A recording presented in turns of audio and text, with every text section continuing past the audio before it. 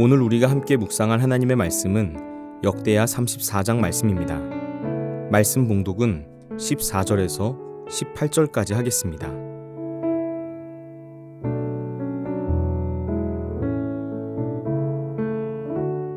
무리가 여호와의 전에 헌금한 돈을 꺼낼 때 제사장 hil기야가 모세가 전한 여호와의 율법책을 발견하고 hil기야가 서기관 사반에게 말하여 이르되 내가 여호와의 전에서 율법책을 발견하였노라 하고 hil기야가 그 책을 사반에게 주매 사반이 책을 가지고 왕에게 나아가서 복명하여 이르되 왕께서 종들에게 명령하신 것을 종들이 다 준행하였나이다.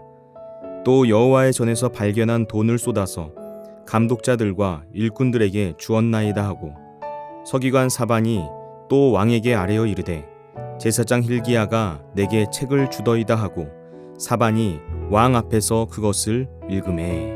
아멘.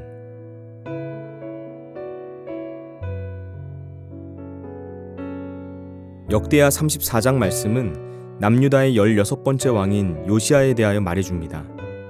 요시야는 남유다의 역사 속에서 하나님께서 보시기에 정직하게 행했다고 평가받는 마지막 왕이었습니다.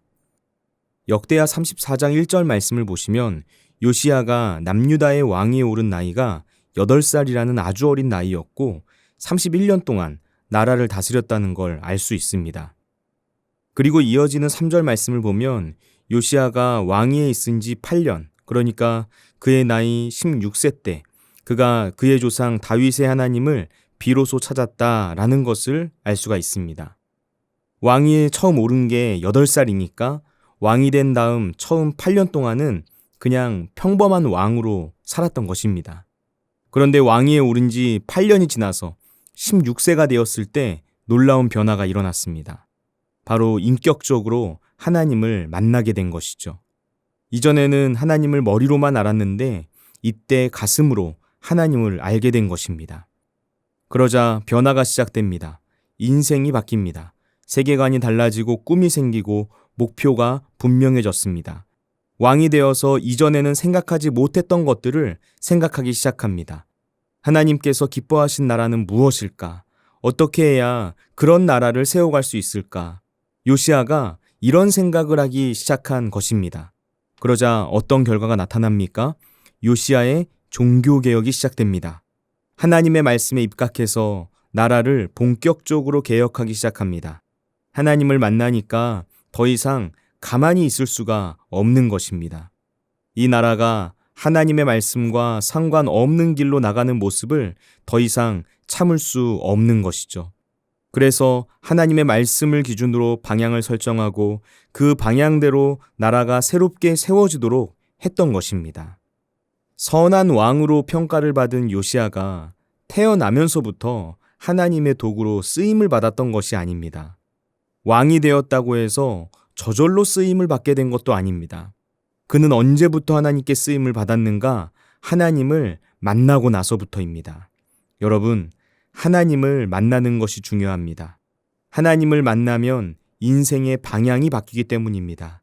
하나님을 만나면 다른 사람들과 다를 바 없이 평범하게 살던 사람이 하나님의 나라를 세우는 인생으로 변화됩니다. 이전과 다른 생각을 하게 되고 다른 말을 하게 되고 다른 삶을 살게 됩니다. 하나님의 도구가 되어서 하나님께 쓰임받는 인생이 되는 것입니다. 여러분, 우리의 자녀들, 손주들, 우리 청년들과 다음 세대를 놓고 기도할 때 어떤 기도를 하고 계십니까? 우리가 무엇보다 먼저 해야 할 기도가 있습니다. 우리 아이들이 세상에서 성공해서 큰일을 하는 것보다 더 중요한 일이 있습니다. 그 무엇보다 먼저 해야만 하는 가장 중요한 일이 있다는 것입니다. 그것은 바로 인생의 올바른 방향을 찾는 일입니다. 곧 하나님을 만나는 일입니다. 세상의 이름을 알리고 사람들의 칭찬을 받고 직장이나 사회에서 많은 성과를 쌓고 업적을 이루는 것보다 더 중요한 것은 하나님을 인격적으로 만나는 일입니다. 먼저 하나님을 만나야만 그 인생이 진정 가치 있는 인생이 됩니다. 우리의 자녀와 손주들 그리고 청년들과 다음 세대가 다른 어떤 것보다 먼저 하나님을 만날 수 있도록 꼭 기도해 주시길 부탁드립니다. 오늘 우리가 읽은 본문을 보시면 요시야의 개혁에 있어서 굉장히 중요한 장면이 나옵니다. 성전을 수리하고 보수하는 공사를 하는 과정에서 제사장 hil기야가 율법책을 발견하게 됩니다. hil기야는 그 책을 서기관인 사반에게 주었고요. 사반은 그 책을 요시야 왕에게 보고하고 왕 앞에서 율법책을 읽었습니다. 그런데 그 내용을 듣고 요시야 왕이 자기의 옷을 찢어버리는 모습이 19절 말씀에 나옵니다. 여기서 자기 옷을 찢는 행위는 슬픔과 두려움, 후회, 분노와 같은 감정을 표현하는 것이었습니다. 요시야는 율법책에 기록된 내용을 들으면서 자기의 폐부를 찌르는 것만 같은 아픔을 느끼고 회개하는 마음으로 자기의 옷을 찢게 된 것입니다. 우리가 지금까지 하나님의 말씀을 어긴 채 살아왔었구나. 무엇이 주님의 뜻인지 모른 채 내가 주인 되어 살아왔구나. 하나님의 말씀대로 산다는 것은 이런 것이구나. 이 모든 사실들을 깨닫게 된 것이죠. 하나님의 말씀을 통해서 자기 자신의 죄를 보게 되었고 이 나라와 이 민족의 죄를 보게 되었고 임박한 하나님의 진노를 보게 된 것입니다. 지금까지 느끼지 못하고 생각하지 못했던 신앙의 현 주소를 발견하게 된 것입니다. 여러분, 우리 신앙의 현 주소를 무엇을 통해 알 수 있습니까? 하나님의 말씀입니다. 하나님의 말씀 외에 다른 그 어떤 것도 우리 신앙의 기준이 될 수는 없습니다. 다른 사람들의 평가가 아닙니다. 다른 사람들의 시선이 아닙니다. 나의 주관적인 느낌이 아닙니다. 저 사람하고 비교해 보니까 그래도 내가 더 좋은 믿음을 가진 것 같아 라는 식의 상대적인 비교를 통해서 신앙의 안정감을 느끼는 것은 잘못된 태도입니다. 하나님의 말씀만이 유일한 기준입니다. 그렇기 때문에 하나님의 말씀을 읽어야 합니다. 말씀을 통해서 나를 들여다보고 우리에게 말씀하여 주시는 하나님의 세미한 음성을 들을 수 있어야 합니다. 겸비한 자세로 하나님의 말씀 앞에 바로 서면 하나님께서 원하시는 삶이 무엇인지 알 수 있습니다. 하나님의 뜻이 무엇인지 알 수 있습니다. 지금 하나님께서 우리나라와 민족을 어떻게 보고 계시는지, 우리에게 어떤 사명이 주어졌는지 이 모든 것들을 깨닫게 하시는 것입니다. 여러분, 사실 개혁은 누구나 시작할 수 있습니다. 개혁을 해야겠다 하는 결심과 다짐은 누구나 할 수 있다는 것입니다. 개혁을 시작하는 것 물론 중요하지만 그보다 더 중요한 것이 있습니다. 그것은 시작한 개혁을 잘 완수해내는 일입니다. 요시야가 종교개혁에 박차를 가하고 그 모든 일을 완수할 수 있도록 만들어준 것이 무엇인가? 여호와의 율법책을 발견한 일이었습니다. 율법책의 발견은 요시야가 나라를 개혁하는데 더욱 박차를 가하게 만드는 계기가 되었습니다. 하나님의 말씀과의 만남, 그리고 말씀이 지시하는 대로 순종하며 나아가는 발걸음이 개혁의 시작과 마침을 가능하게 만드는 원동력이 된 것입니다. 많은 사람이 교회의 부흥을 원합니다. 사실 하나님 만나고 교회에 다니게 된 사람이라면 누구나 교회의 부흥을 원하지 교회가 무너지기를 원하는 사람은 없을 것입니다.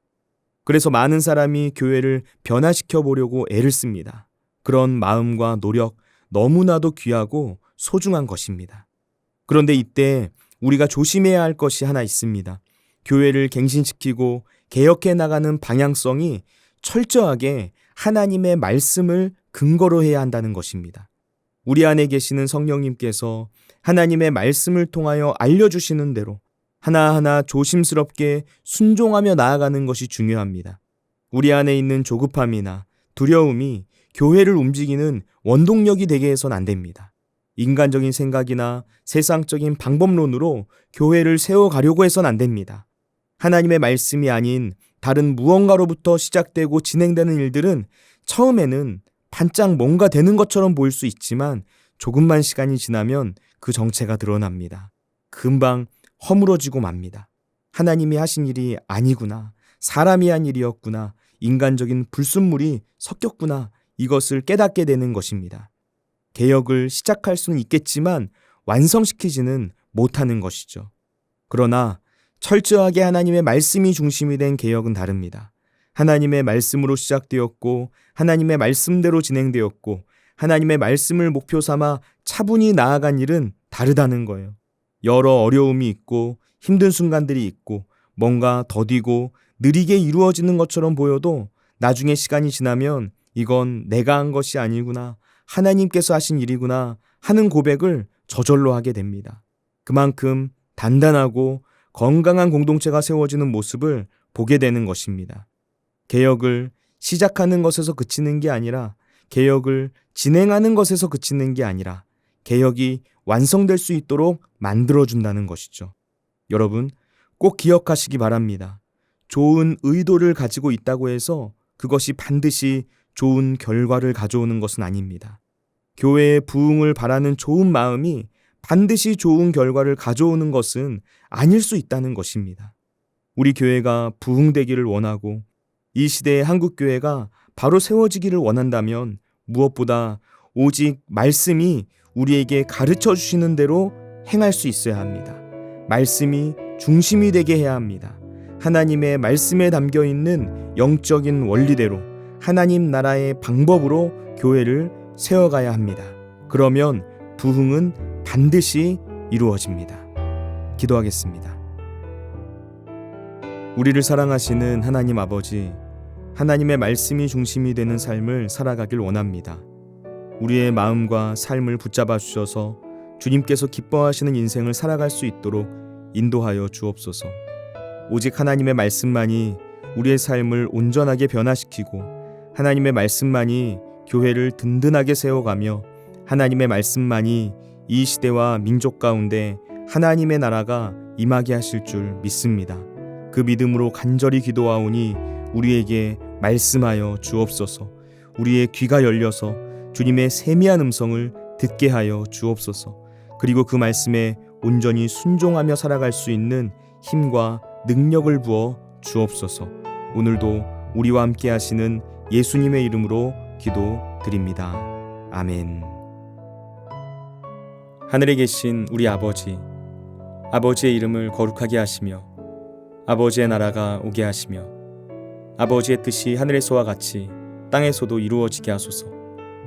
오늘 우리에게 일용할 양식을 주시고 우리가 우리에게 잘못한 사람을 용서하여 준 것 같이 우리 죄를 용서하여 주시고 우리를 시험에 빠지지 않게 하시고 악에서 구하소서. 나라와 권능과 영광이 영원히 아버지의 것입니다. 아멘.